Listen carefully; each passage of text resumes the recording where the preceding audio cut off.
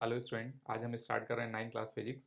पहला चैप्टर हम देखेंगे मोशन में आज के लेक्चर में हम देखेंगे बेसिक्स ऑफ मोशन, जिसमें हम देखेंगे डिस्टेंस, डिस्प्लेसमेंट और मोशन एंड रेस्ट वगैरह देखेंगे। रेफरेंस पॉइंट वगैरह समझने की कोशिश करेंगे क्या होते हैं। ठीक है, तो उससे पहले हम फिजिक्स समझते हैं। फिजिक्स बेसिकली साइंस की वो ब्रांच है जिसके अंडर हम नेचर और नेचुरल फिनोमेना को एक्सप्लेन करते हैं। ठीक है, कोई ऑब्जर्वेशन लेकर या कुछ मेजरमेंट वगैरह करके हम उसको एक्सप्लेन करते हैं। जैसे ग्रेविटी वगैरह है, कितना फोर्स लग रहा है या कितने टाइम में ब्लॉक एक पोजीशन से दूसरे पोजीशन पर जाएगा। ठीक है ना, वो टाइम वगैरह मेजर करेंगे। यहाँ पर हम डिस्टेंस देखेंगे, डिस्प्लेसमेंट देखेंगे, वेलोसिटी देखेंगे। बेसिकली हम नेचर और नेचुरल फिनोमेना को ऑब्जर्वेशन और मेजरमेंट से एक्सप्लेन करेंगे। तो वही यहाँ लिख रहे हैं, science that describe nature and natural phenomena by observation and measurement. ठीक है ना, ये डेफिनेशन आपकी स्कूल में तो नहीं पूछा जाएगा, लेकिन आप याद कर सकते हैं, समझ सकते हैं, अपनी कॉपी में भी लिख सकते हैं। वही यहाँ पर भी लिखा गया है, साइंस दैट, ये physics, science that describe nature and natural phenomena by observation and measurement. ठीक है, तो समझ गए हम फिजिक्स क्या है। फिजिक्स वैसे इसको चाहे तो ना लिखे ब्रांच ऑफ फिजिक्स। फिजिक्स को बेसिकली 5 ब्रांचेस में ब्रेक किया गया है, जैसे मैकेनिक्स, ऑप्टिक्स, इलेक्ट्रोमैग्नेटिज्म और थर्मोडायनेमिक्स और मॉडर्न फिजिक्स। मैकेनिक्स में बेसिकली बॉडी की स्टडी करेंगे, मोशन, मेनली मोशन की स्टडी करेंगे। ठीक है ना, डिस्टेंस, डिस्प्लेसमेंट, वेलोसिटी, ठीक है ना, ये सब, मोमेंटम, फोर्स, एक्सेलरेशन, ये सब हम स्टडी करेंगे।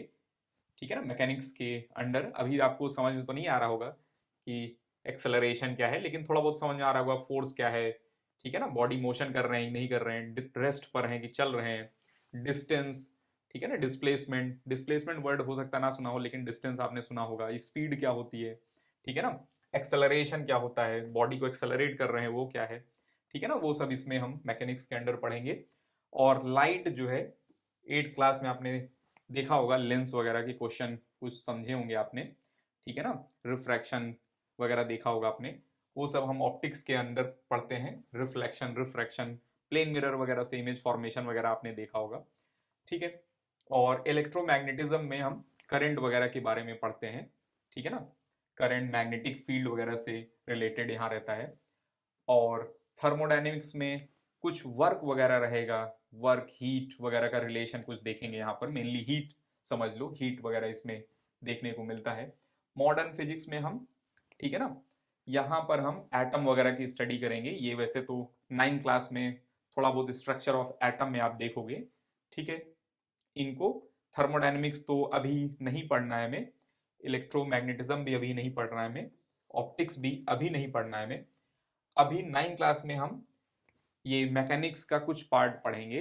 ठीक है ना, जिसमें बेसिक ये वेलोसिटी, मोशन और एक्सेलरेशन, ठीक है ना, फोर्स, वर्क, ठीक है, न्यूटन्स लॉज ऑफ मोशन क्या होते हैं, ये सब हम देखने की कोशिश करेंगे। ग्रेविटेशनल फोर्स, ये सब इसी के अंडर आएगा, फोर्सेस वगैरह के जो स्टडी हम देखेंगे। ठीक है, बेसिकली बॉडी के मोशन की स्टडी करेंगे हम इसी के अंडर। तो ये लिखने की जरूरत नहीं है, 9th क्लास के लिए कुछ खास है नहीं इसमें। ठीक है ना, तो आप चाहें तो इसको स्किप कर सकते हैं, फिजिक्स की डेफिनेशन लिख लिया, बहुत है उतना। ठीक है, या जीके की तरह आप जो है ये ब्रांचेस लिख सकते हैं। ठीक है ना, केवल जीके की तरह, और इससे कुछ बोर्ड में आपके या स्कूल में आपसे नहीं पूछा जाएगा ब्रांचेस ऑफ फिजिक्स करके। यहाँ पर वही लिखा है कि 9th क्लास में हम मेनली जो है मोशन को स्टडी करेंगे, या मैकेनिक्स की स्टडी करेंगे। ठीक है ना, बॉडी से मोशन, बॉडी के मोशंस के रिलेटेड चीज़ें हम देखेंगे यहाँ पर। ठीक है ना, तो मेनली मैकेनिक्स ही रहेगा यहाँ पर। ठीक है, तो आज के लेक्चर में हम बेसिक्स ऑफ मोशन देखेंगे। ठीक है ना, पहले देखेंगे हम रेफरेंस, रेफरेंस पॉइंट क्या होते हैं। ठीक है ना, पोजीशन क्या होते हैं, पोजीशन वेक्टर क्या होते हैं। ठीक है ना, मैथमेटिकल टूल में थोड़ा बहुत हमने वेक्टर देख लिया है। ठीक है, और रेक्टिलिनियर मोशन क्या होते हैं देखेंगे हम। मोशन एंड रेस्ट क्या होते हैं समझने की कोशिश करेंगे। पार्टिकल किसको बोलते हैं देखेंगे हम। डिस्टेंस क्या रहेगा, डिस्प्लेसमेंट क्या रहेगा, ये सारे टॉपिक्स हम कवर करेंगे। डिस्टेंस और डिस्प्लेसमेंट वगैरह देखेंगे। ठीक है, तो पहले हम देखते हैं रेफरेंस पॉइंट एंड पोजीशन। ठीक है, जैसे मान लो यहाँ पर कोई एक रोड है, यहाँ पर राम का घर है, यहाँ पर शॉप ए है, यहाँ पर शॉप बी है, यहाँ पर श्याम का घर है। ठीक है ना, और हमें बताना है श्याम के घर की लोकेशन। ठीक है ना, बताना है तो हम कैसे बताएंगे? हम ये बोल सकते हैं कि सॉप बी से 20 मीटर राइट साइड चले जाओ, ठीक है ना, श्याम का घर मिल जाएगा, ये बता सकते हैं हम। या फिर हम बोल सकते हैं कि सॉप ए से 10 1 2 3 4 5 50 मीटर राइट साइड चले जाओ, तब मिल जाएगा हमें, ठीक है ना, अगर हमें श्याम के घर की लोकेशन बतानी है तब, ठीक है। तो राइट या लेफ्ट करके बता पाएंगे हम लोकेशन अभी के लिए, ठीक है। अच्छा, मान लो अगर हमें बताना है कि शॉप ए कहां पर है, ठीक है ना, शॉप ए कहां पर है, तो हमें कोई एक पॉइंट चाहिए जिसके रिस्पेक्ट में हम बता पाएंगे, ठीक है ना। जैसे हम बात करें राम के रिस्पेक्ट में, देखेंगे कि राम से शॉप ए कहां पर है, तो राम के घर से 30 मीटर जो है ये राइट साइड है, हम ये बता सकते हैं। या फिर बोल सकते हैं बी से 30 मीटर, बी के घर से 30 मीटर लेफ्ट पर है, ठीक है ना।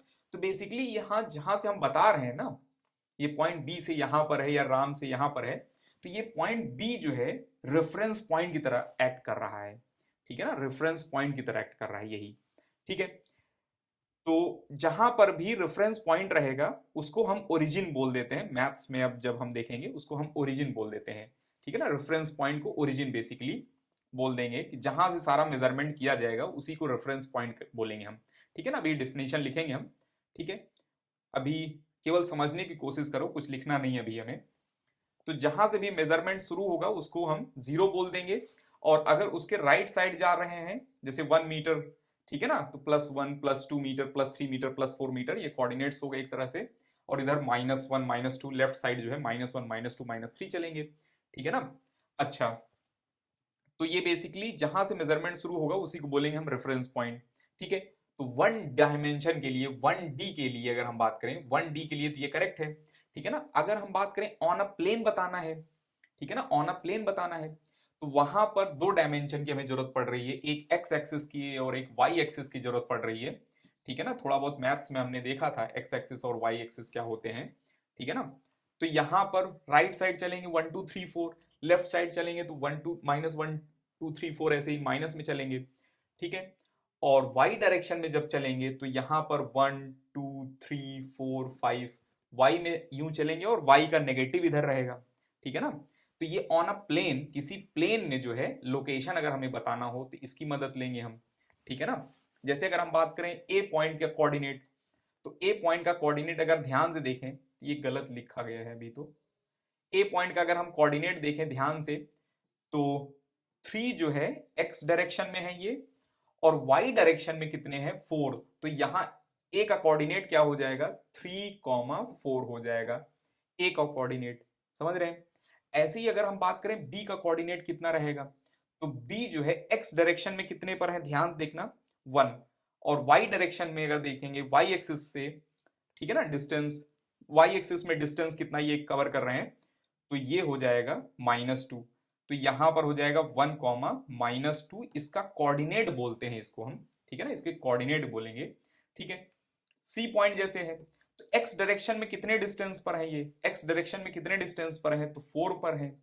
वाई डायरेक्शन में कितने पर है, तो 1 पर है, तो ये 4,1 हो जाएगा, समझ रहे हैं ना।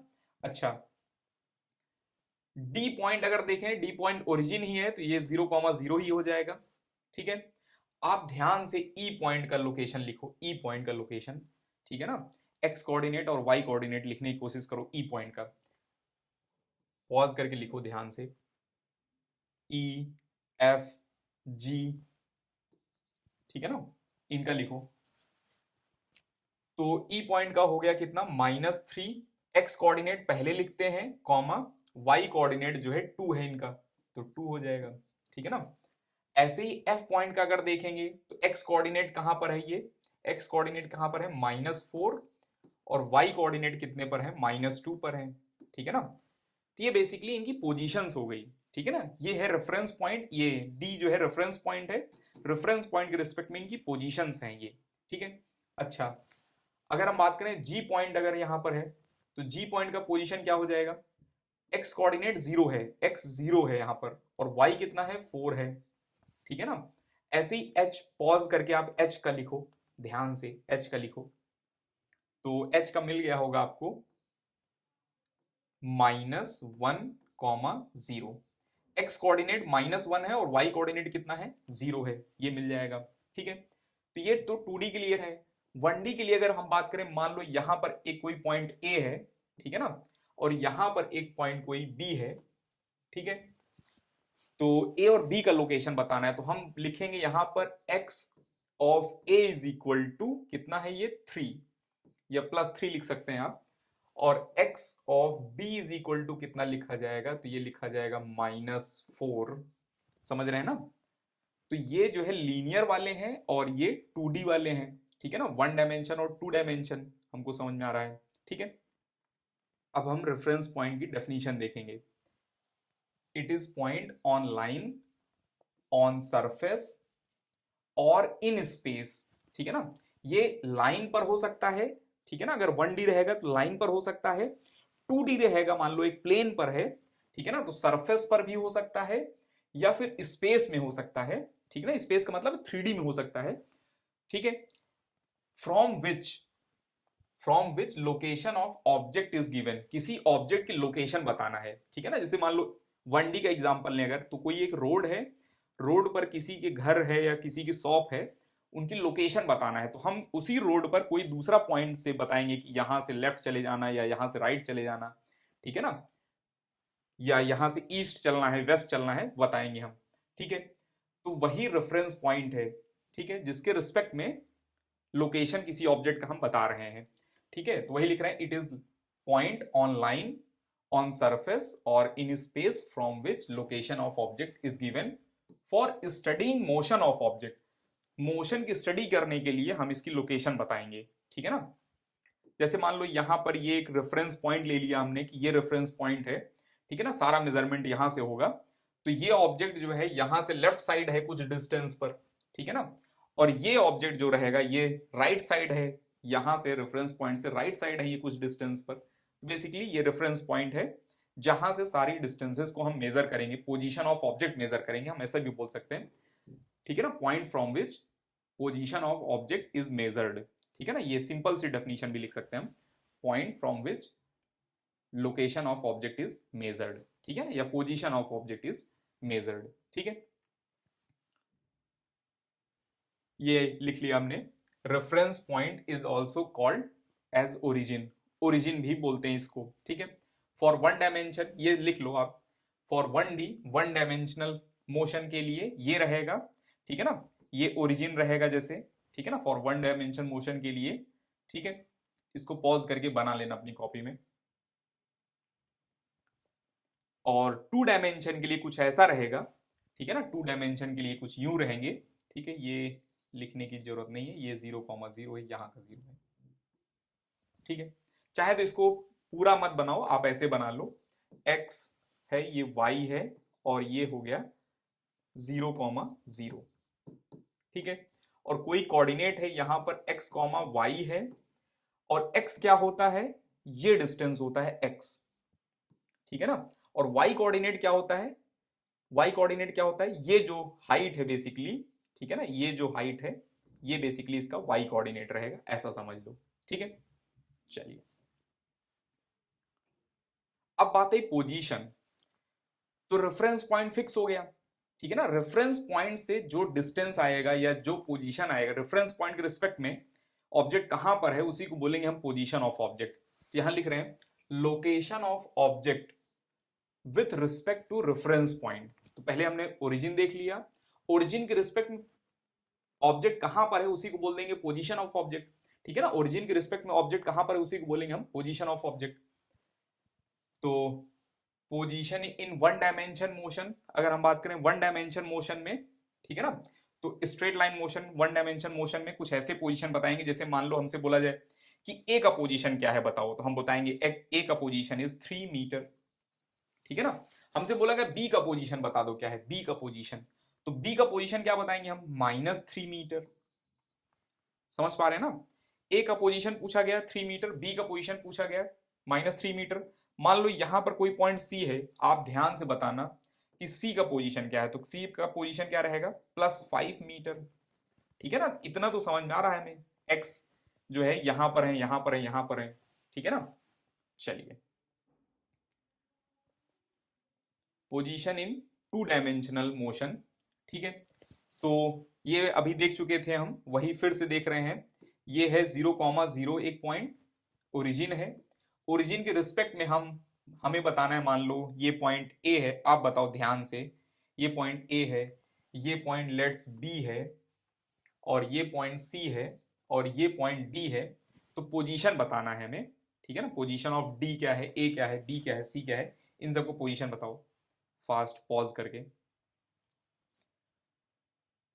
Position in two dimensional motion और motion on plane by x comma y, x comma y से देते हैं। तो इनका पोजीशन क्या है, ध्यान देखना, 4,-2। बी का पोजीशन अगर हम बात करें, बी का पोजीशन क्या है, तो बी का पोजीशन क्या रहेगा, एक्स कोऑर्डिनेट कितना है -4 और वाई कोऑर्डिनेट कितना है +5। बी का पोजीशन मिल जाएगा। और सी का पोजीशन अगर हम देखें, सी का, तो सी का पोजीशन हो जाएगा -4 और वाई कोऑर्डिनेट देखें -2 है, ठीक है ना। और डी का पोजीशन अगर हमें देखना है, तो डी का पोजीशन क्या हो जाएगा, एक्स कितना है 3, +4 या +3, +4। प्लस लगा भी सकते हैं, नहीं भी लगा सकते हैं, लेकिन माइनस लगाना कंपलसरी रहता है, माइनस हमें लगाना ही पड़ेगा, ठीक है। चलिए, तो एक्स एक्सिस वाई एक्सिस है, और ये कोऑर्डिनेट क्या हो जाएगा, यहां से यहां तक की डिस्टेंस क्या रहेगा, एक्स। यहां से यहां तक की डिस्टेंस अगर हम बात करें, यहां से यहां तक की डिस्टेंस क्या रहेगा, वाई रहेगा, यहां से यहां तक की डिस्टेंस, ठीक है। चलिए, ये बना लिया था तो फिर से बनाने की जरूरत नहीं इसको। अगर हम बात करें 3 डायमेंशनल में, ठीक है ना, तो इसमें थोड़ा सा समझ में कम आएगा। एक ये डायग्राम देखना, ठीक है।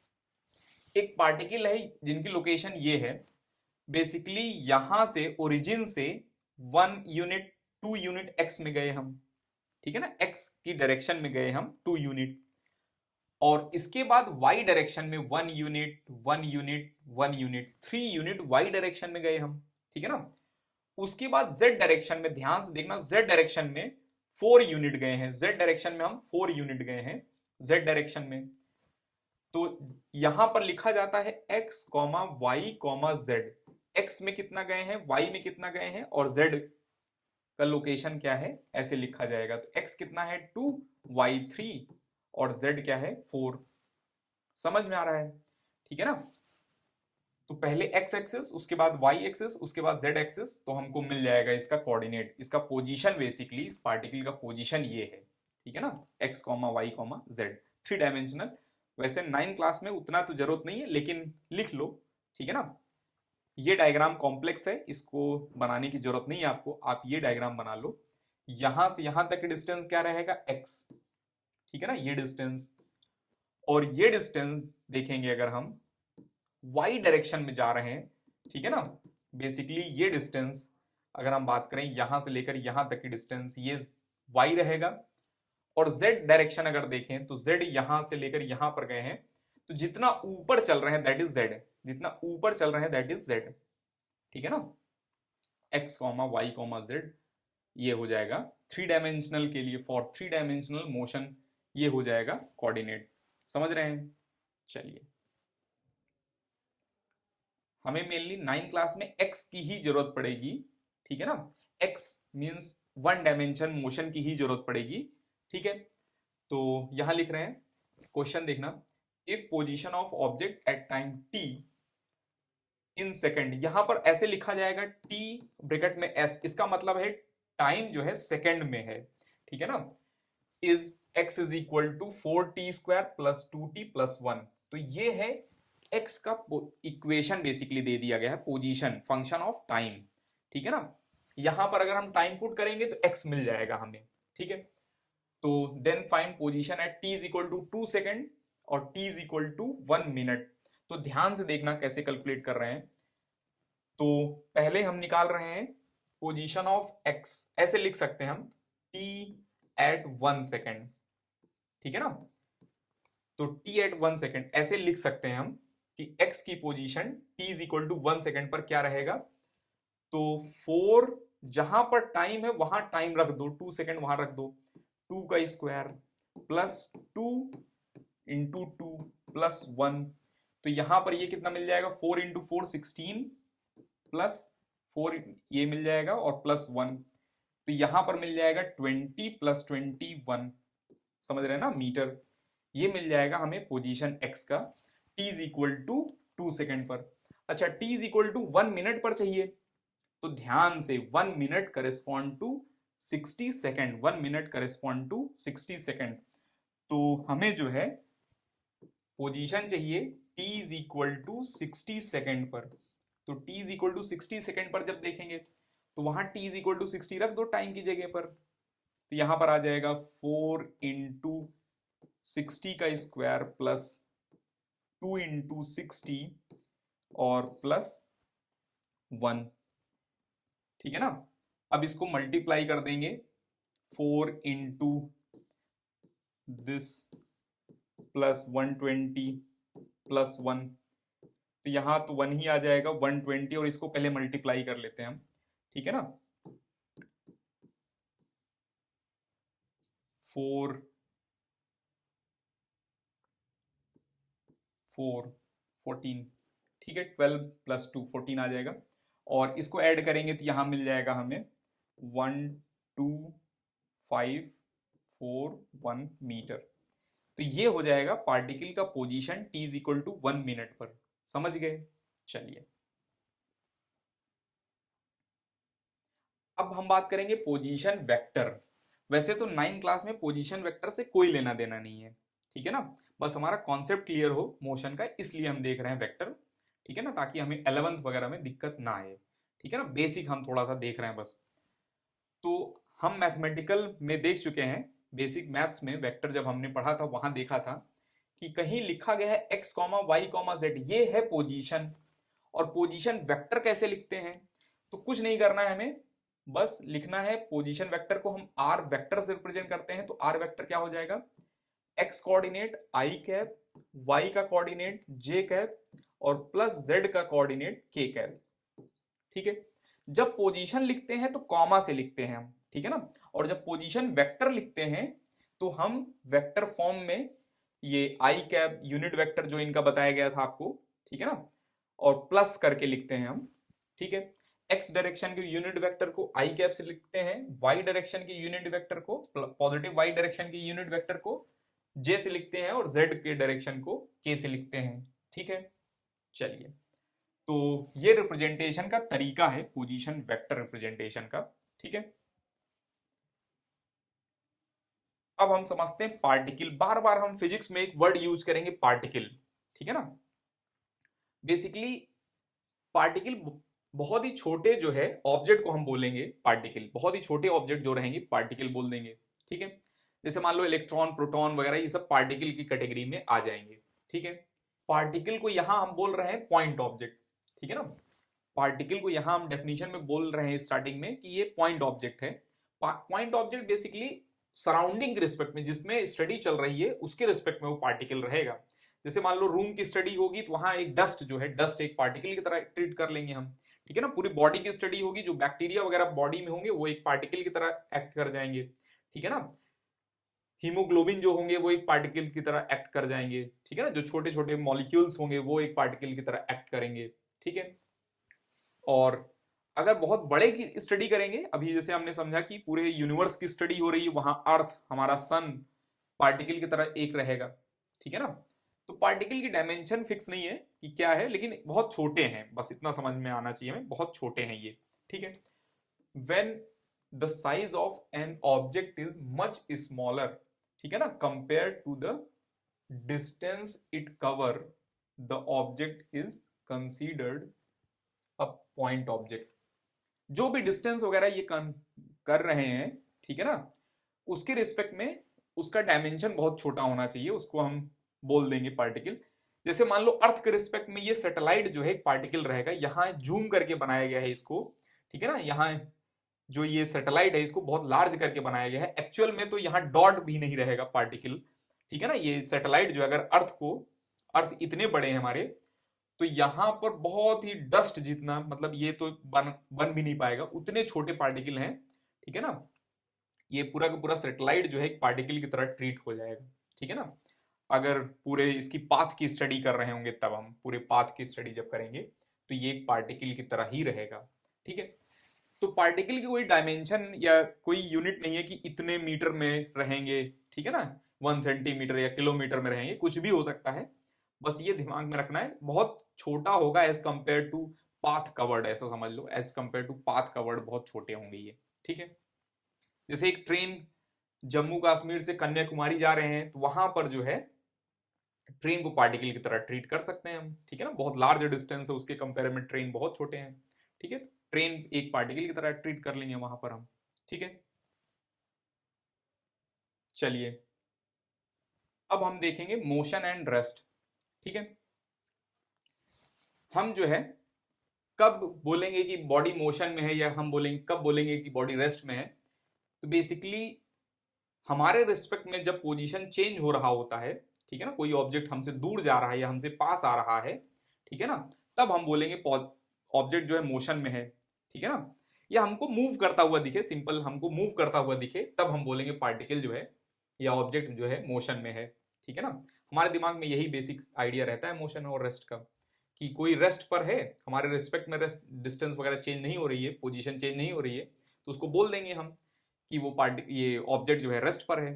ठीक है, तो यहां पर अगर हम बात करें, ध्यान से देखना, ये पैसेंजर जो है, ठीक है ना, पैसेंजर अगर हम बात करें, ये पर्सन ए के रिस्पेक्ट में इनकी पोजीशन चेंज हो रही है कंटिन्यूअसली, तो ये पैसेंजर मोशन में है। ठीक है ना, और ये ड्राइवर भी मोशन में है। लेकिन इस पैसेंजर से अगर पूछा जाए कि ये ड्राइवर मोशन में है क्या, तो ये बताएंगे नहीं नहीं, ड्राइवर तो रेस्ट पर है। ठीक है ना, तो driver is motion with respect to person A और driver is at rest with respect to passenger inside bus. समझ रहे हैं ना, क्योंकि पैसेंजर बताएगा कि ड्राइवर जो है डिस्टेंस चेंज ही नहीं हो रही है, यहां से यहां तक की जो डिस्टेंस है 10 मीटर, 5 मीटर, 2 मीटर, वो डिस्टेंस बना हुआ है कंटिन्यूअसली वही। ठीक है ना, तो इनके रिस्पेक्ट में डिस्टेंस चेंज नहीं हुआ, इस वजह से इनके रिस्पेक्ट में ड्राइवर रेस्ट पर है, इनके रिस्पेक्ट में ड्राइवर मोशन में है।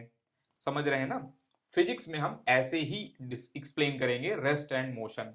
ठीक है, तो यहां लिख रहे हैं a driver of a moving bus is at rest with respect to passenger sitting inside the same बस।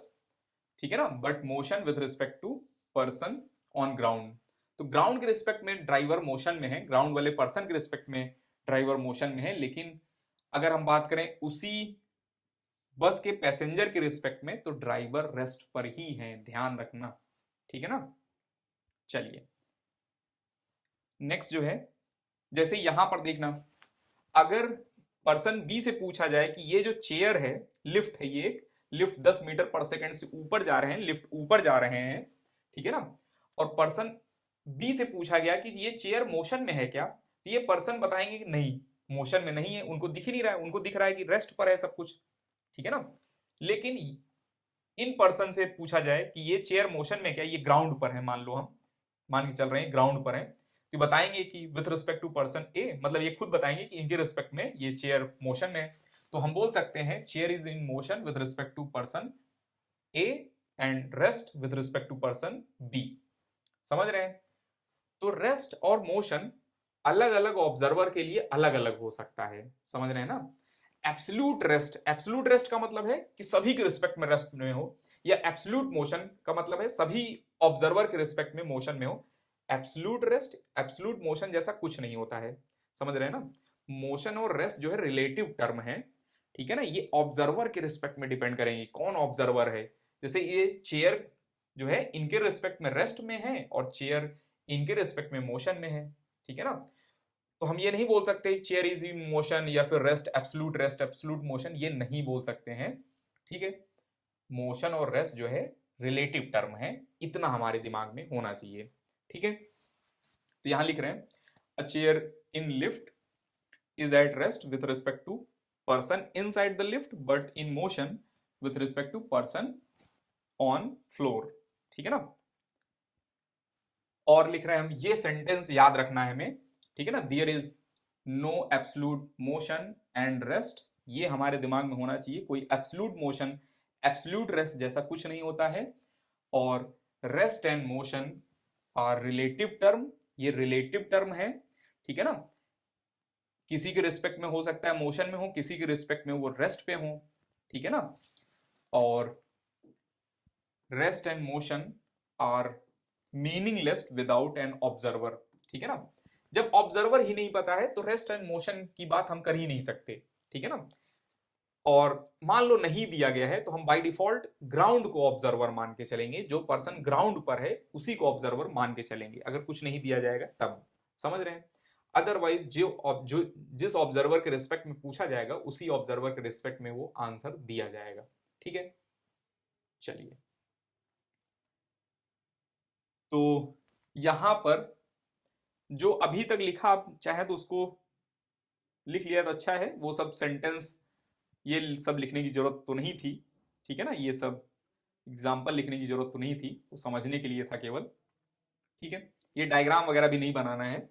आप मोशन एंड रेस्ट टॉपिक लिखना और लिखना position of an object changes with time, object is in motion, ठीक है ना। ये हमें याद रखना है, ठीक है। इफ करके आप स्टार्ट कर सकते हैं, if position of an object changes with time, object is in motion. और if position of an object does not change with time, object is in, ये ऑब्जेक्ट इज एट रेस्ट, ठीक है। ये लिख सकते हैं, जैसे ये इनके रिस्पेक्ट में कार मोशन में है, ठीक है ना, और इनके रिस्पेक्ट में ये कार रेस्ट पर है, तो रेस्ट पर है, चल नहीं रहे हैं मान लो कार, और ये चेयर जो है रेस्ट पर है, ठीक है। चलिए, अब डेफिनेशन वही जो लिखा वही डेफिनेशन फिर से लिख रहे हैं, चाहे तो रिपीट ना करें आप कॉपी में, ठीक है ना।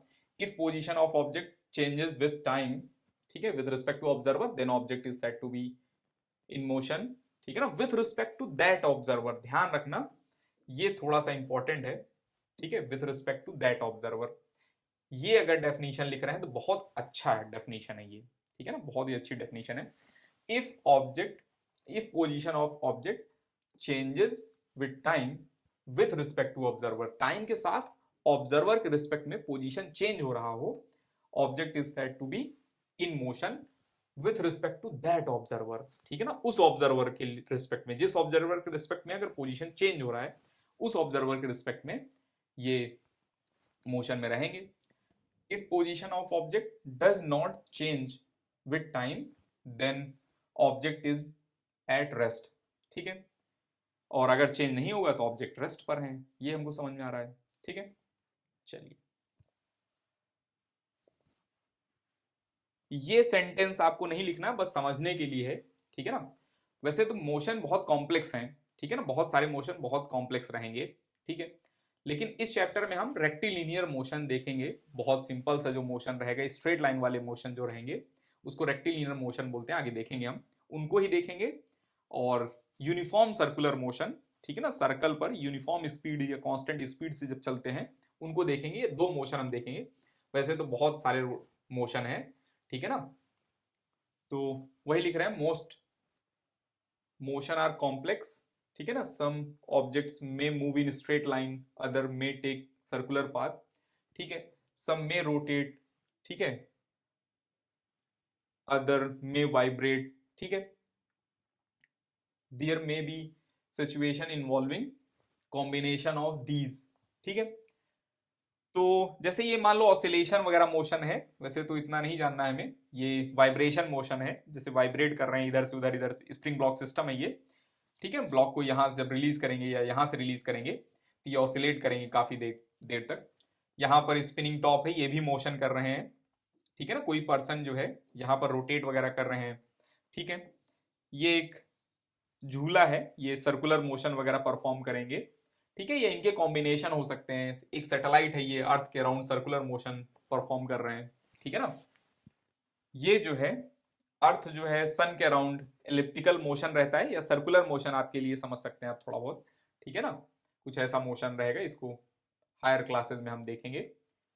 अभी हमारे लिए क्या रहेगा, रेक्टिलिनियर मोशन, ठीक है ना। सबसे इजी मोशन जो रहेगा वो रेक्टिलिनियर मोशन है।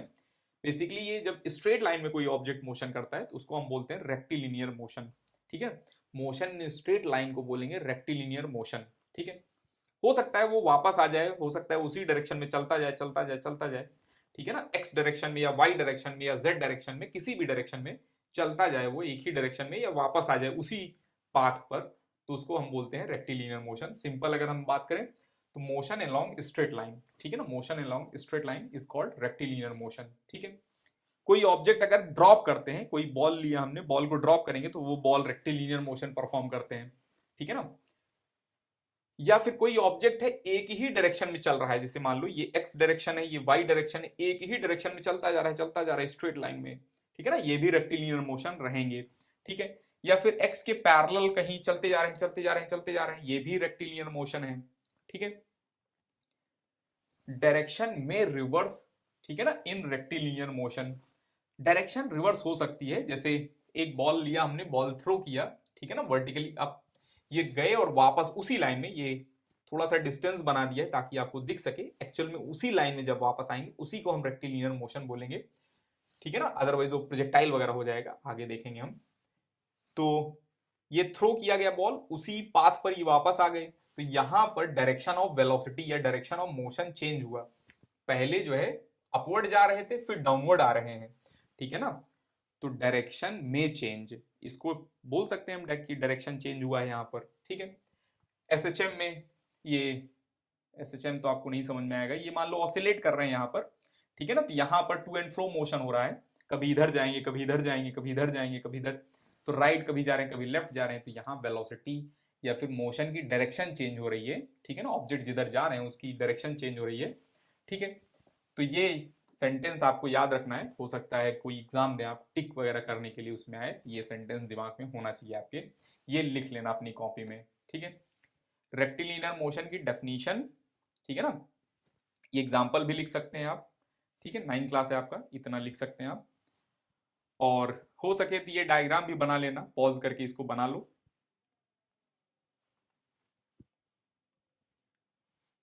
और इसमें ये सेंटेंस लिख लो, ये डायग्राम बनाने की जरूरत नहीं है, ये डायग्राम आप बना सकते हैं, ठीक है ना। एक ट्रेन है, एक ही स्ट्रेट ट्रैक पर जब जा रहे हैं, एक ही ट्रैक पर चलते जा रहे हैं चलते जा रहे हैं चलते जा रहे हैं, तो इसको भी हम रेक्टिलिनियर मोशन की कैटेगरी में रखेंगे, ठीक है ना, ये भी रेक्टिलिनियर मोशन परफॉर्म करते हैं। ध्यान रखना सर्कुलर ट्रैक वगैरह है उसको ही बात नहीं कर रहा है, स्ट्रेट जब चलेंगे ट्रेन तब उसको रेक्टिलिनियर बोलेंगे, ठीक है। अब हम देखेंगे डिस्टेंस। जैसे मान लो कोई एक पार्टिकल है कि या कोई ऑब्जेक्ट है, एक पोजीशन से दूसरे पोजीशन पर जा रहे हैं, तो जितना भी पाथ लेंथ कवर्ड रहेगा, जिस पाथ पर वो जा रहे हैं उस पाथ की जो लेंथ रहेगी टोटल, उसी को बोलेंगे हम डिस्टेंस, ठीक है ना। तो यहाँ लिख रहे हैं distance is actual path length covered by body, ठीक है ना, actual path length covered by body रहेगा ये, ठीक है।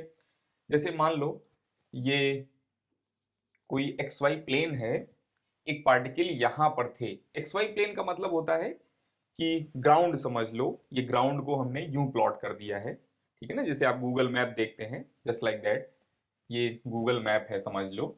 और एक पार्टिकल यहां पर थे, या कोई पर्सन यहां पर थे, कोई ऑब्जेक्ट यहां पर था, और यहां से ये मोशन करना स्टार्ट किया, बी पर पहुंचे, और बी से सी पर पहुंचे, और सी से डी पर पहुंचे, ठीक है ना।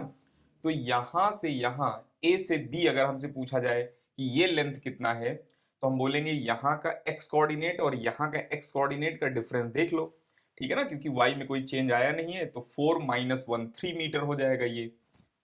और बी से जब सी पर जा रहे हैं तो वाई में चेंज आ रहा है, वाई जो है 1 से 5 हो गए, तो ये हो जाएगा 4 मीटर। और फिर इसके बाद जो है सी से डी पॉइंट पर गए हैं, इसमें जो है 4 से एक्स कोऑर्डिनेट अगर हम देखें ध्यान से, 4 से एक्स कोऑर्डिनेट 7 पर चेंज हुआ है, तो 3 मीटर फिर से हो जाएगा, ठीक है ना। तो यहाँ टोटल डिस्टेंस कवर्ड अगर हमसे पूछा जाए कितना होगा, तो हम बोलेंगे 3 + 4 + 3 मीटर, ठीक है ना, 10 मीटर हो जाएगा, समझ रहे हैं। तो यहाँ पर लिखा है total distance covered by object is A B plus B C plus C D, और इनका सम कितना हो जाएगा, ये 10 मीटर हो जाएगा, ठीक है। जैसे मान लो एक पत्थर को हमने अपवर्ड थ्रो कर दिया, जब अपवर्ड थ्रो करेंगे और वापस जब आएगा, ऊपर गया ये और वापस आया, स्ट्रेट लाइन में जाएंगे स्ट्रेट लाइन में आएंगे, ठीक है ना, यहाँ पर प्रोजेक्टाइल हमने हल्का सा बना दिया है, लेकिन एक्चुअल यहाँ देख रहे हैं हम वर्टिकल थ्रो किया और वर्टिकल आ रहे हैं, ठीक है। तो जितना जाने में डिस्टेंस लगा मान लो 20, उतना ही आने में भी लगेगा 20, और 20 और 20 मिलके कितना बना देंगे 40 मीटर। तो यहाँ डिस्टेंस जनरली हम एस से रिप्रेजेंट करते हैं, एस कितना हो जाएगा 40 मीटर, ठीक है ना। डिस्टेंस जो है जनरली एस से रिप्रेजेंट किया जाएगा, ये दिमाग में रखना, ठीक है ना। एक्स वगैरह से भी रिप्रेजेंट कर देते हैं कभी कभी, लेकिन मोस्टली एस से डिस्टेंस रिप्रेजेंट किया जाएगा, ठीक है। अब हम आगे चलते हैं। Distance can not be negative, ये दिमाग में रखना है आपको, डिस्टेंस कभी नेगेटिव नहीं हो सकता है, ठीक है ना।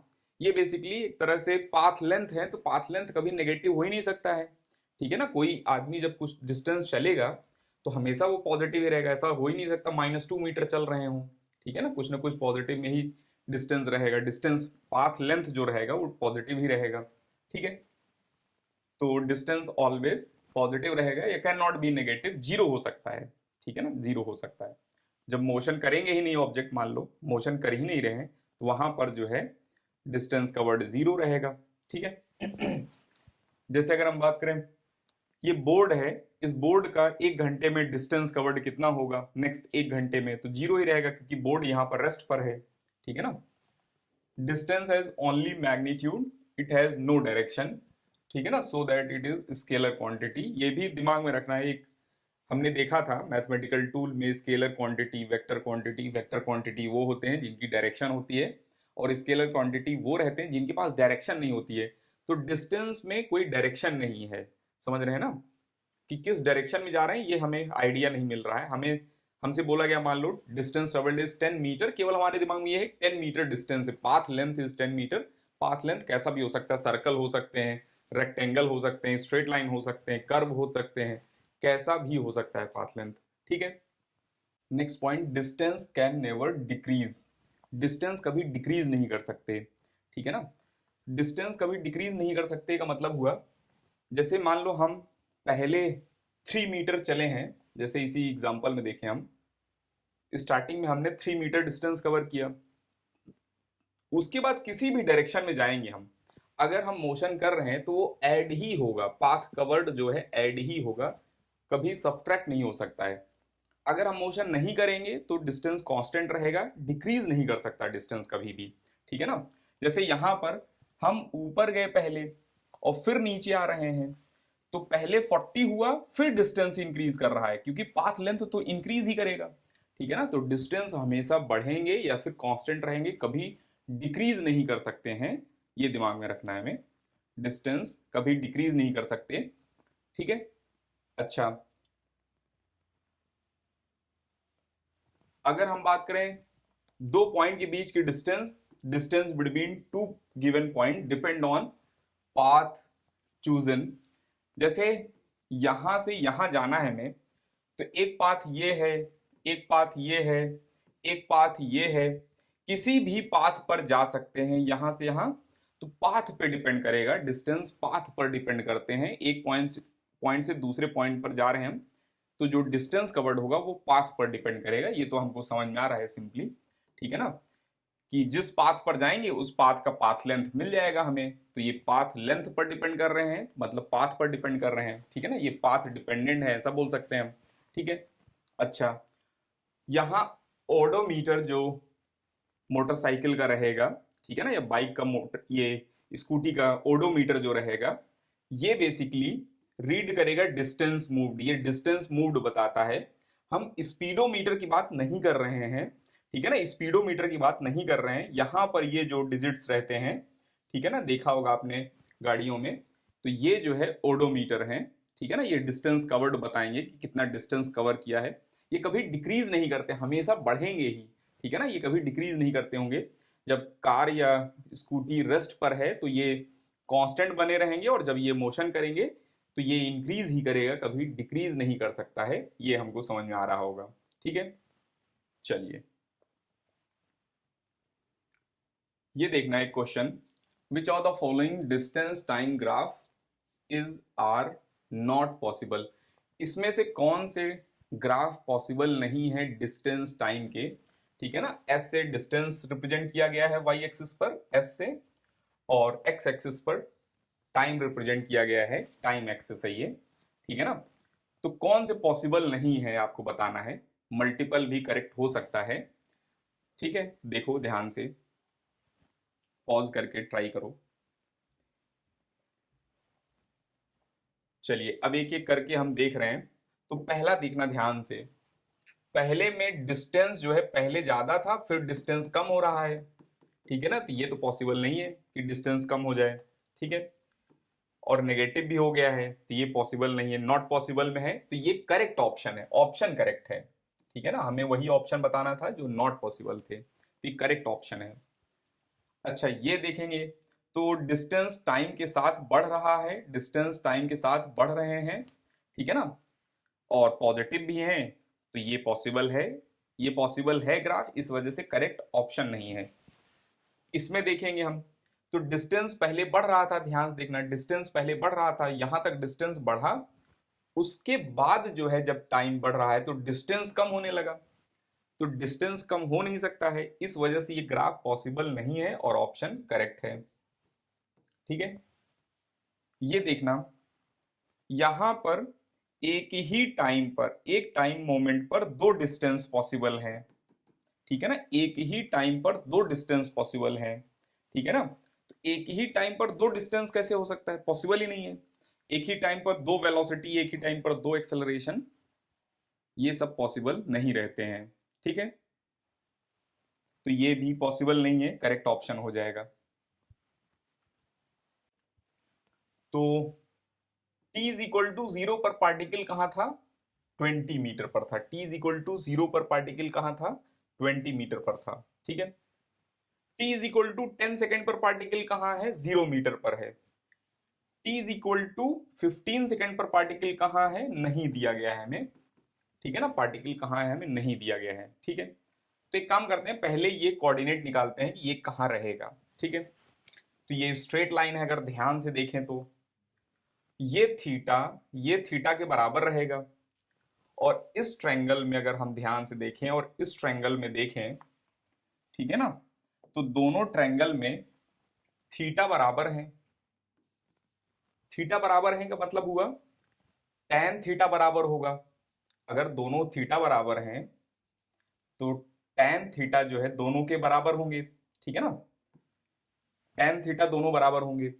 अच्छा, इस ट्रायंगल से अगर हम देखें tan थीटा, तो हम बोलेंगे दिस डिस्टेंस या height divided by this distance perpendicular by base, तो आ जाएगा 20 डिवाइडेड बाई 10। मैग्नीट्यूड ही देखना है हमें बस, यहां से यहां मान लो ये डिस्टेंस z है, ठीक है ना, ये डिस्टेंस z है मान लेते हैं हम, ठीक है। तो ये z डिवाइडेड बाई 5, तो यहां हो जाएगा z डिवाइडेड बाई 5, तो 0 0 गेट कैंसल, ये इधर जाएगा तो z की वैल्यू कितना मिल जाएगा, 10 मीटर, ठीक है ना। तो ये कोऑर्डिनेट कितना हो गया, -10 मीटर, समझ रहे हैं। अच्छा अब हमें बताना था डिस्टेंस। बेसिकली क्वेश्चन में ये दिया गया है कि ये एक्स एक्सिस वाला ग्राफ है, एक्स इज इक्वल टू 0, इधर पॉजिटिव होता है इधर नेगेटिव होता है, t इज इक्वल टू 0 पर पार्टिकल कहाँ है, 20 मीटर पर है, ठीक है ना। उसके बाद ये 10 मीटर पर आए, उसके बाद ये -10 मीटर पर गए हैं, ठीक है ना। तो पार्टिकल पहले यहां था, फिर यहां, फिर यहां, तो डिस्टेंस कवर्ड कितना होगा, बहुत ही आसान है डिस्टेंस कवर्ड, ठीक है ना। इसका पाथ लेंथ देखना है, बस हमें यहां से यहां तक की लेंथ देखना है। तो this is from here to here, this is 20 और ये 10, 20 प्लस 10 मिलके बना दें कितना, 30 मीटर। तो डिस्टेंस कवर्ड कितना हो जाएगा, 30 मीटर। बेसिकली पार्टिकल यहां थे फिर यहां पर आए हैं, तो जितना ये डिस्टेंस है ये वाला पूरा पाथ कवर्ड है एक तरह से, ये हो जाएगा। और अगर हम एक्सिस पर देख रहे हैं तो ये ऐसे देख सकते हैं, समझ गए। चलिए अब हम आगे चलते हैं, तो यहां पर आ जाएगा distance covered is equal to, ठीक है, 20 प्लस 10, ये भी पॉजिटिव ये भी पॉजिटिव, क्योंकि डिस्टेंस हमेशा पॉजिटिव रहता है और बढ़ता है, कितना हो जाएगा 30 मीटर, ठीक है। ये देखना, find total distance covered in following position time graph, pause करके इसको ट्राई करो अगर हो पा रहा है आपसे।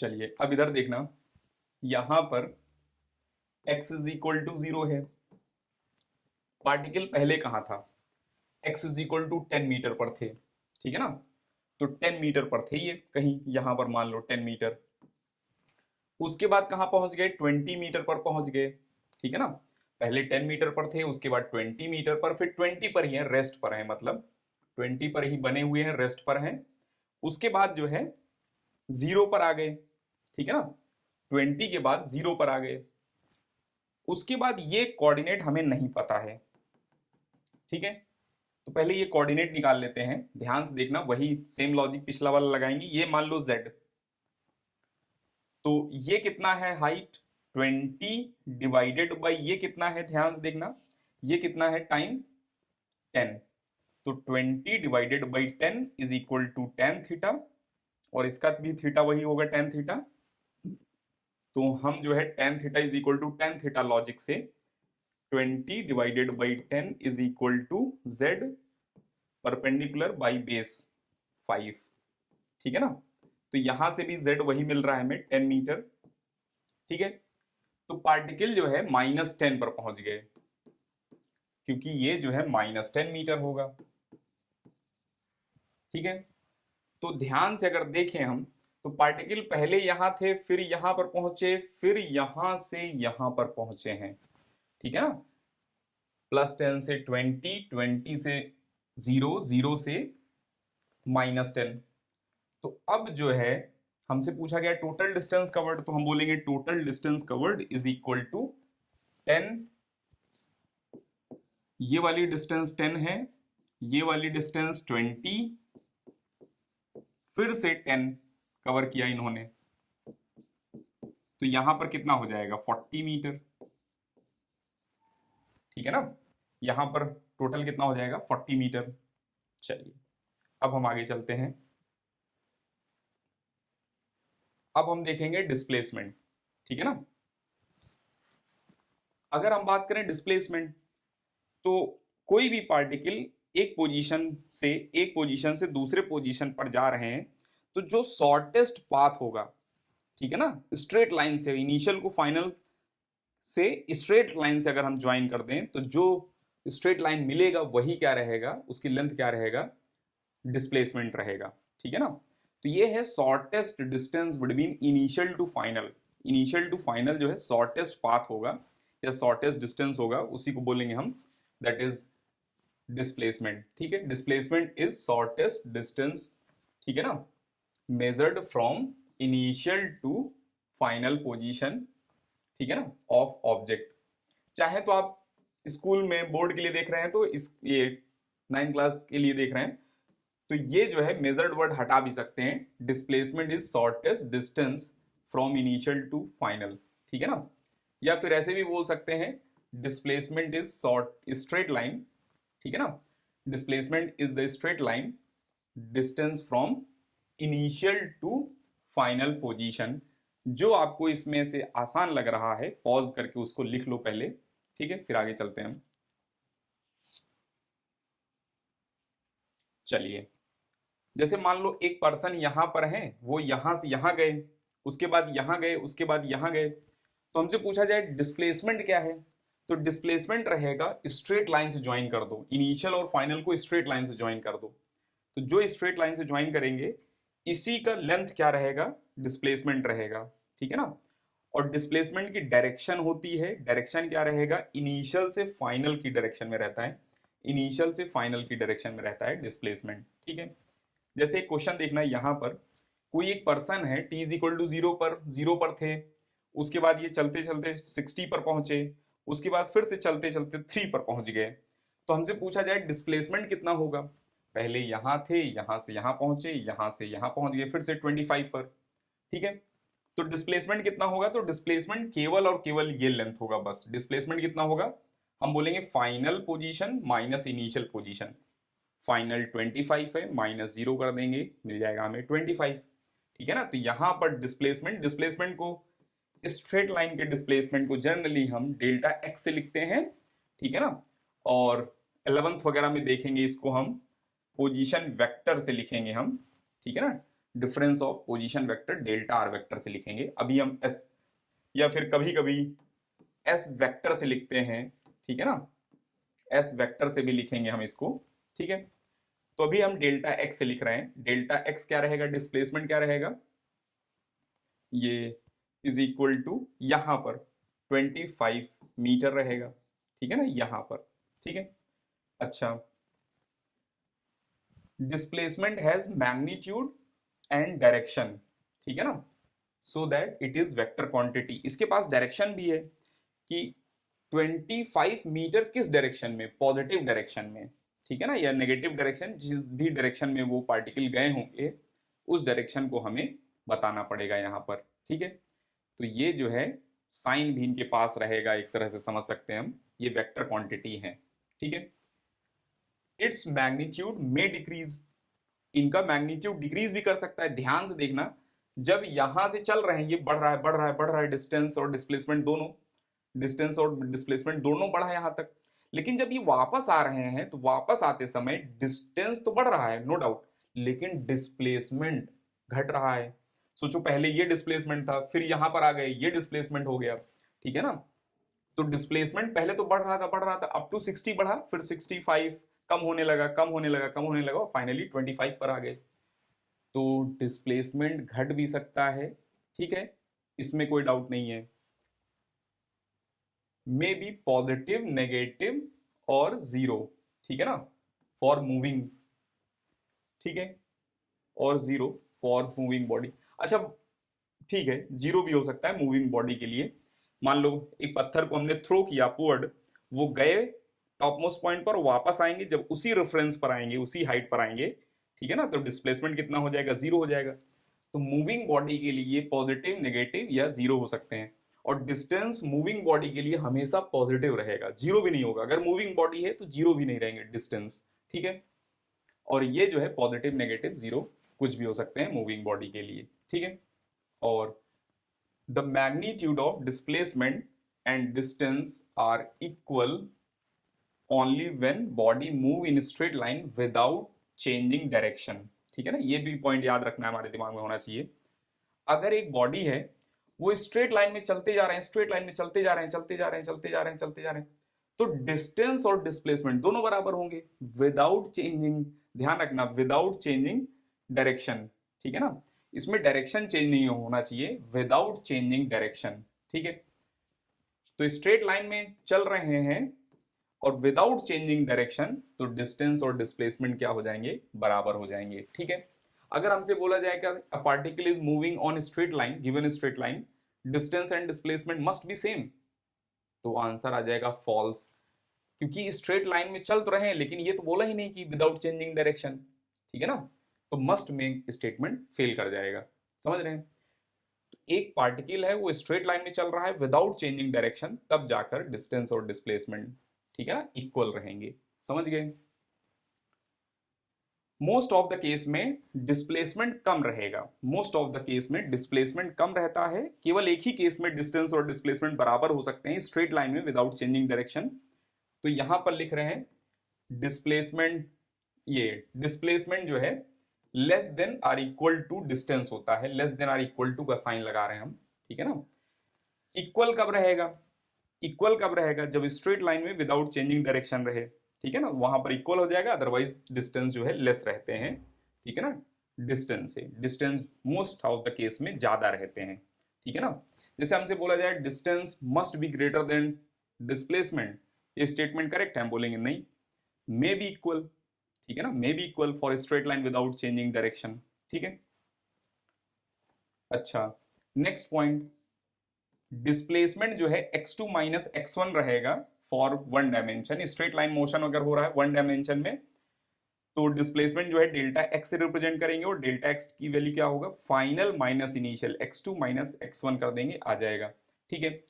और अगर हम बात करें 2D में मोशन हो रहा है, ऑन अ प्लेन मोशन हो रहा है, 3D में मोशन हो रहा है, तो वहां पर, ठीक है ना, पोजीशन वेक्टर के चेंज से देखते हैं, final position vector minus initial position vector से हम देखेंगे डिस्प्लेसमेंट, ठीक है ना। तो फाइनल में से इनिशियल पोजीशन वेक्टर माइनस कर देंगे तो मिल जाएगा हमें डिस्प्लेसमेंट वेक्टर, ठीक है।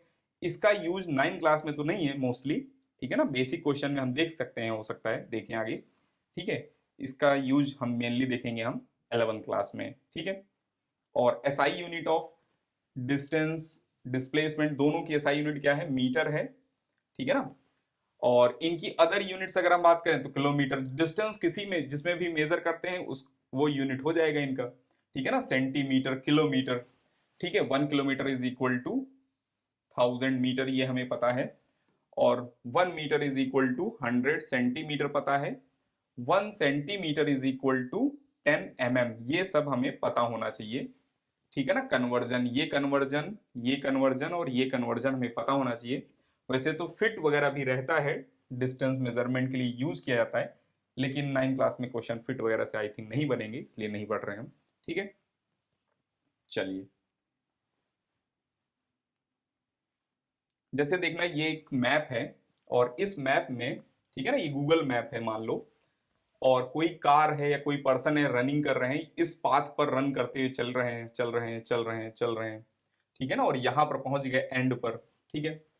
तो डिस्प्लेसमेंट क्या रहेगा, शॉर्टेस्ट पाथ से ज्वाइन कर दिया, दिस इज डिस्प्लेसमेंट। और डिस्टेंस कवर्ड क्या रहेगा, टोटल पाथ की लेंथ, ये जो ब्लू लेंथ है टोटल ऐड करेंगे हम ब्लू को, ठीक है ना, तो ये हो जाएगा डिस्टेंस कवर्ड। और टोटल पाथ लेंथ कवर्ड क्या रहेगा, डिस्टेंस, और इनिशियल से फाइनल को डायरेक्ट अगर हम ज्वाइन कर देंगे तो वो क्या हो जाएगा, डिस्प्लेसमेंट हो जाएगा। समझ रहे हैं। चलिए, एक क्वेश्चन देखना, find distance and displacement in following if man travel A to B and then to C. Pause करके देखो, बहुत ही सिंपल क्वेश्चन है। चलिए, अब हम देख रहे हैं, तो डिस्टेंस अगर हमें बताना है तो पहले डिस्टेंस क्या होगा, इसका लेंथ, ठीक है ना, प्लस इसका लेंथ। तो डिस्टेंस क्या हो जाएगा यहां पर, अच्छा स्कूल की बुक में आपके डिस्टेंस को भी कभी कभी एस से रिप्रेजेंट करते हैं, ठीक है ना। तो अच्छा होगा कि आप डिस्टेंस ही लिखा करें, जैसे स्कूल में लिख रहे हैं तो वहां पर आप डिस्टेंस लिख दिया करें कि डिस्टेंस इज इक्वल टू कितना हो जाएगा, 50 metre plus 20 metre is equal to 70 metre, ठीक है। और यहां अगर देखें डिस्प्लेसमेंट, तो डिस्प्लेसमेंट कितना हो जाएगा, तो डिस्प्लेसमेंट हो जाएगा ये लेंथ, ठीक है ना, केवल ये लेंथ। तो 50 - 20, ठीक है ना, 50 - 20 कितना हो जाएगा, 30 मीटर। समझ गए। चलिए, अब ये क्वेश्चन देखना, क्वेश्चन था कि पार्टिकल ए से बी पर गए हैं और बी से सी पर गए हैं, तो डिस्टेंस और डिस्प्लेसमेंट बताना है हमें इसमें, ठीक है ना। तो पॉज करके ध्यान से ट्राई करो इसे।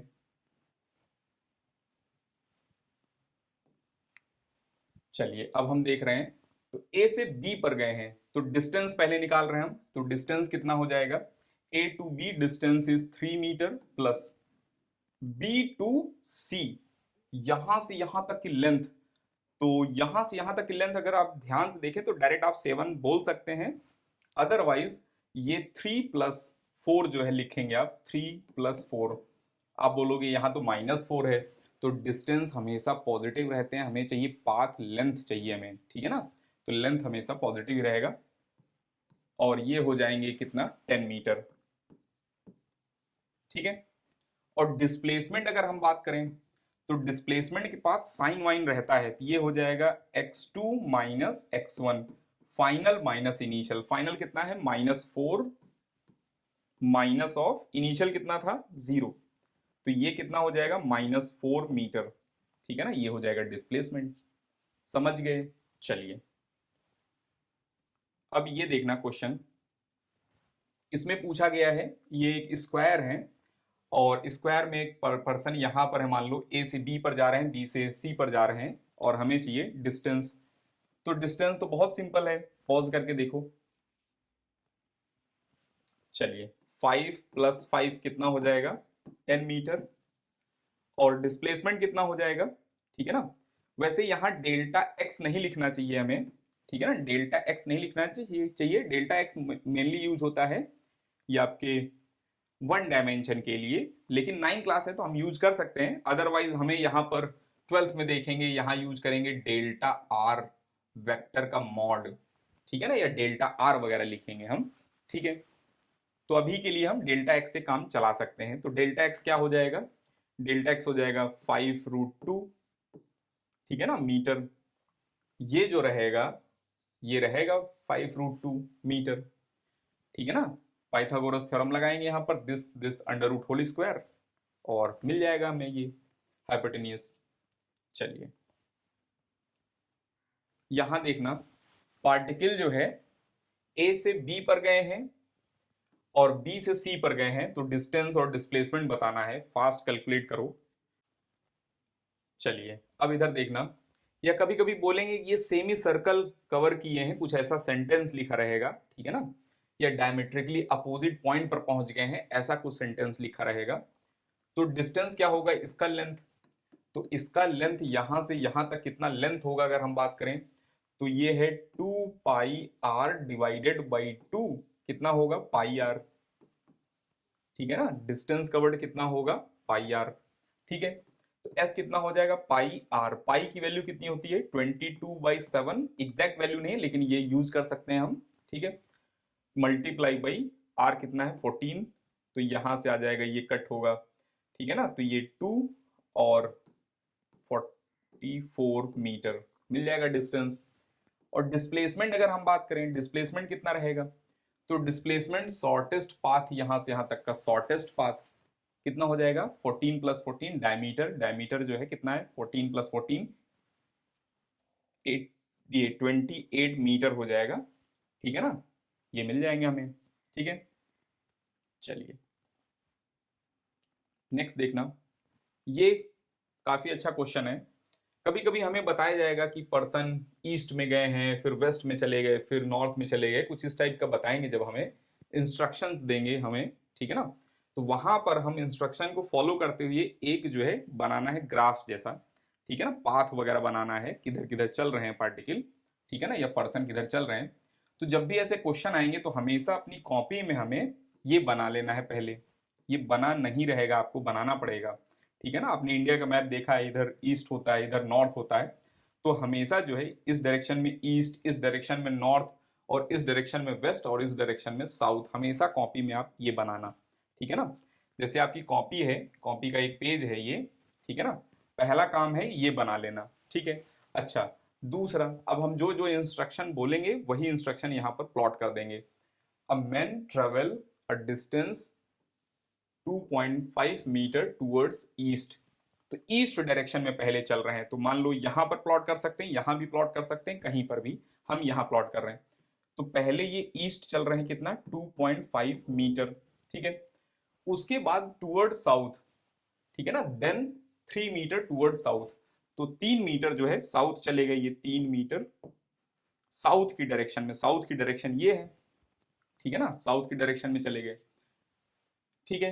And finally 1.5 metre towards east, फिर से ये ईस्ट में गए हैं, कितना 1.5 मीटर ईस्ट में गए हैं, और हमसे पूछ रहे हैं कि टोटल डिस्टेंस और डिस्प्लेसमेंट कितना होगा।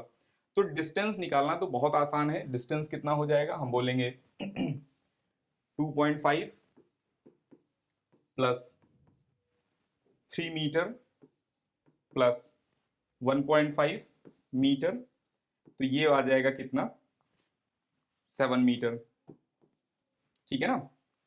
अच्छा अब ध्यान से सुनना, हमें चाहिए डिस्प्लेसमेंट, ठीक है ना, हमें चाहिए डिस्प्लेसमेंट। तो डिस्प्लेसमेंट क्या होगा, straight line from initial to final, हमें इसकी लेंथ चाहिए, ठीक है ना। तो थोड़ा सा इसमें हम ज्योमेट्री यूज कर रहे हैं, ध्यान देखना, इसको हम पीछे एक्सटेंड कर रहे हैं और इसको यहां ला रहे हैं, तो ये एक ट्रायंगल बन रहा है, ध्यान देखना, ये एक ट्रायंगल बन रहा है, ठीक है ना। इस ट्रायंगल में जो ये वाली लेंथ है, केयरफुल होकर देखना, जो ये वाली लेंथ है, ये लेंथ कितना रहेगा, इस लेंथ के बराबर रहेगा 3 मीटर, ठीक है। और ये लेंथ कितना रहेगा, यहां से यहां तक की लेंथ कितना रहेगा 2.5 मीटर। तो अगर हम केयरफुल होकर देखें, यहां से लेकर यहां तक की लेंथ कितना हो जाएगा, ये लेंथ कितना हो जाएगा 4 मीटर हो जाएगा। ये है 4 मीटर येलो वाला, और ये है 3 मीटर।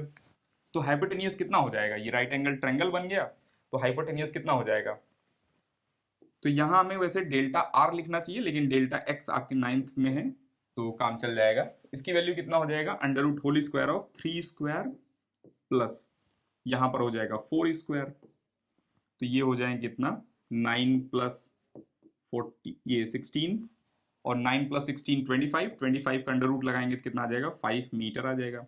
समझ रहे हैं ना, तो 5 मीटर मिल जाएगा हमें। चलिए अब हम आगे चलते हैं, ये क्वेश्चन देखना। A boy moves 7 meter towards west, then 4 meter towards north, and finally 10 meter towards east. ठीक है, find distance and displacement। तो पहला काम करना है हमें, ये बना लेना है ईस्ट नॉर्थ, ठीक है ना, साउथ वेस्ट, ये बन जाएगा। अच्छा, पहले बॉय 7 मीटर वेस्ट में जा रहे हैं, 7 मीटर वेस्ट में जा रहे हैं, ये हो गया 7 मीटर, ठीक है। उसके बाद 4 metre towards north, 4 metre towards north गए हैं, 4 मीटर, ठीक है ना। उसके बाद जो है and finally 10 metre towards east, east की डायरेक्शन में 10 मीटर गए हैं, 7 से लार्ज रहेगा, 10 मीटर यहां पहुंच गए, ठीक है ना। अच्छा, अब हमें बताना है डिस्टेंस एंड डिस्प्लेसमेंट। तो डिस्टेंस पॉज करके कैलकुलेट करो, बहुत आसान है। और डिस्प्लेसमेंट के लिए कंस्ट्रक्शन यहां पर कर रहे हैं डॉटेड लाइन, और हमें ये रेड कलर की लाइन बताना है लेंथ। पॉज करके आप ट्राई करो इसे। चलिए अब हम देख रहे हैं डिस्टेंस हो जाएगा कितना, ध्यान से देखना। डिस्टेंस अगर हम लिखें तो मिल जाएगा हमें 7 plus 4 plus 10 is equal to 21 metre. और अगर हम लिखें डिस्प्लेसमेंट, तो डिस्प्लेसमेंट इसका लेंथ, तो इनके लेंथ के लिए ध्यान देखना, ये लेंथ कितना है 4, ये लेंथ कितना है, केवल ये लेंथ, यहां से यहां तक की बात नहीं कर रहे हैं हम, केवल इतने की बात कर रहे हैं हम, ठीक है ना। तो ये लेंथ होगा 10 माइनस 7 विच इज 3 मीटर। तो ये 3 है और ये 4 है। प्रोपोर्शनेट डायग्राम नहीं बना है लेकिन ऐसा ही बनेगा ये। और हमें निकालना है रेड कलर का, तो 4 square plus 3 square is equal to 5। अभी देखा था 16 प्लस 9 25, अंडर रूट 5 बना देगा ये, ठीक है। चलिए नेक्स्ट, इस क्वेश्चन में देखना, find distance and displacement in following. A से बी पर जा रहे हैं, बी से सी पर जा रहे हैं, सी से डी पर जा रहे हैं, ठीक है ना। ये क्यूब है, ठीक है।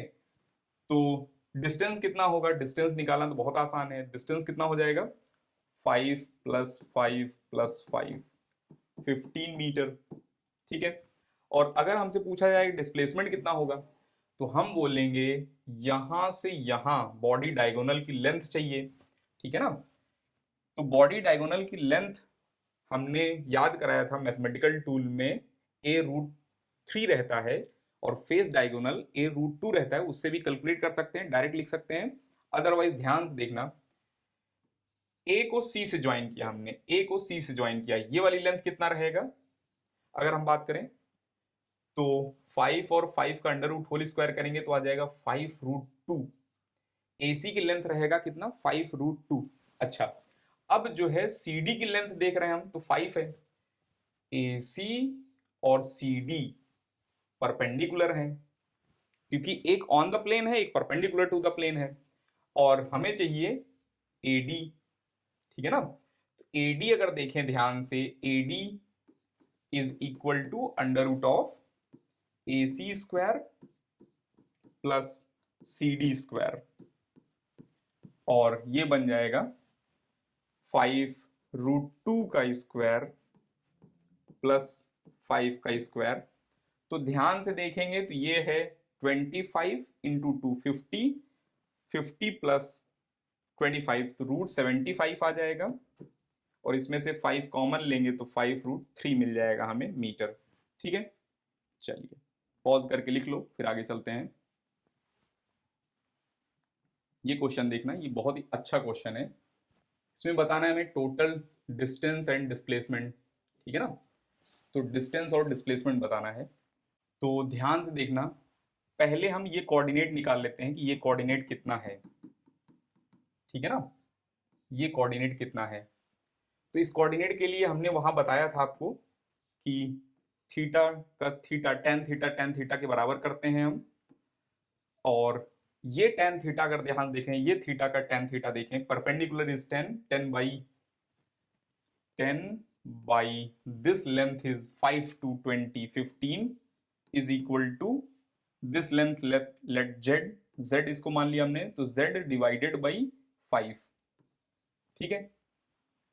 तो ये जो है 5 से कट होंगे 5 3, तो z की वैल्यू कितना मिल जाएगा 10/3, -10/3, ये है -10/3 यहां, ठीक है ना। अच्छा, अब जो है हमें चाहिए डिस्टेंस। पहले पार्टिकल कहाँ था, ओरिजिन पर था, ठीक है ना। पहले पार्टिकल कहाँ था, x इज इक्वल टू 0 पर था, दिख रहा है हमें x इज इक्वल टू 0 पहले था। इसके बाद पार्टिकल कहाँ पहुंचा, 10 मीटर पर। उसके बाद फिर से पार्टिकल कहाँ पहुंचा, ओरिजिन पर। उसके बाद फिर से कहाँ पहुंचा, -10/3 पर, -10/3 पर। तो पार्टिकल पहले यहां थे, फिर यहां, उसके बाद यहां। तो डिस्टेंस कवर्ड कितना हो जाएगा, ध्यान से देखना, डिस्टेंस कवर्ड तो हम बोलेंगे first 10 metre, again 10 metre, again 10/3 metre. ये हो जाएगा 20 प्लस 10/3 और ये 60 प्लस 1070/3 मीटर आ जाएगा डिस्टेंस। और डिस्प्लेसमेंट क्या होगा, डिस्प्लेसमेंट बहुत आसान है निकालना, x final minus x initial करते हैं, तो एक्स फाइनल कितना है -10/3, ठीक है ना, और माइनस एक्स इनिशियल कितना है 0, ये कितना आ जाएगा, ध्यान देखना, -10/3 ही आ जाएगा मीटर। साइन के साथ बताएंगे हम आंसर, ध्यान रखना साइन के साथ आंसर बताना है, ठीक है। चलिए ये क्वेश्चन देखना, which of the following is incorrect displacement time graph. तो delta x versus t, displacement versus time, कौन सा इनकरेक्ट है, पॉज करके आप दिमाग लगाओ थोड़ा सा।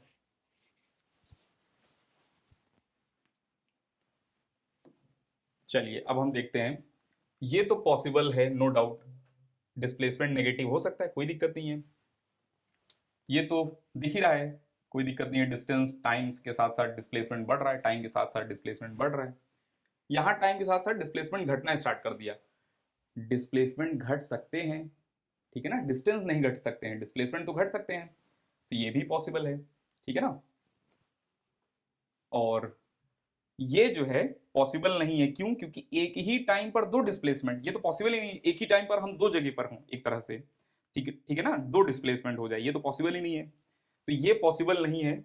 अगर हम बात करें ऑप्शन कौन सा टिक करेंगे, तो हमसे पूछा गया विच of the following graph is not possible, ठीक है ना। ऑप्शन अगर हम बात करें तो ऑप्शन डी टिक करेंगे कि डी इज करेक्ट, ठीक है ना, क्योंकि नॉट पॉसिबल पूछा गया हमसे, ठीक है। एक क्वेश्चन और था, ध्यान से देखना, ये क्वेश्चन जो था ना डिस्टेंस का,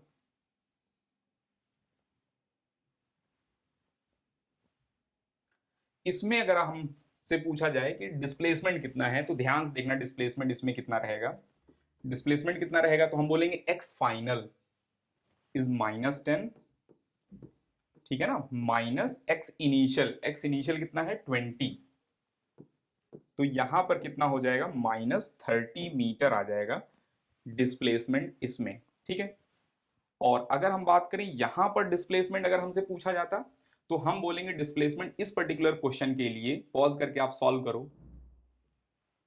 चलिए अब हम देखते हैं, तो डेल्टा एक्स की वैल्यू क्या रहेगा, -10 माइनस ऑफ इनिशियल, इनिशियल कितना है +10, तो +10, तो कितना हो जाएगा -10 -10 मिलके बना देंगे -20 मीटर, समझ रहे हैं।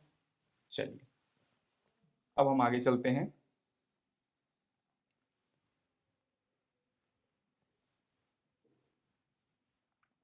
मस्ट स्टेटमेंट रिटन इन मे और रॉन्ग, ये दिमाग में रखना है हमें, ठीक है ना। जैसे ऑप्शन वगैरह टिक करते हैं, तो जो भी मस्ट वाले स्टेटमेंट होते हैं अगर मे बी में लिखे गए हैं, ठीक है ना, तो वो रॉन्ग होते हैं। जैसे बोला जाए 2+2, ठीक है ना, मे बी 4, तो ये तो मस्ट बी 4 है ना, तो ये स्टेटमेंट रॉन्ग हो जाएगा, ध्यान रखना, must statement written in may be are wrong, ठीक है ना, must statement written in may be are wrong, ठीक है।